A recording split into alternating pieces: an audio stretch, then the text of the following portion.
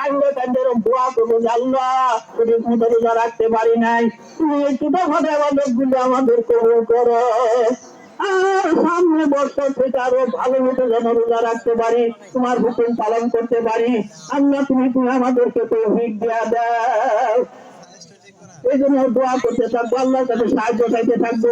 আল্লাহ তাআলা আমাদেরকে সাহায্য করবেন, আল্লাহ তাআলা আমাদের কুদরত খুলে দিবেন, আল্লাহ তাআলা আমাদেরকে মৃত্যু করার তৌফিক দিবেন, আমাদের এরকম ভাবে সুন্দর মৃত্যু হবে।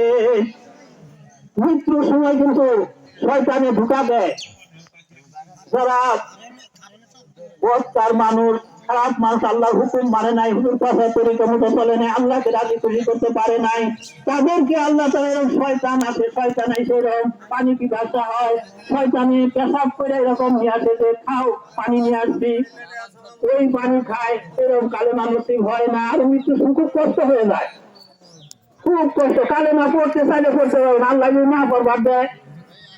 এই জন্য হুজুরে পাক সাল্লাল্লাহু আলাইহি সাল্লামের জামানায় এরকম মাকে কষ্ট দিছে, পরে এরকম মারা যাইতেছে, তাকে কালেমা তালকিন দেয়, কালেমা বলতে পারে না।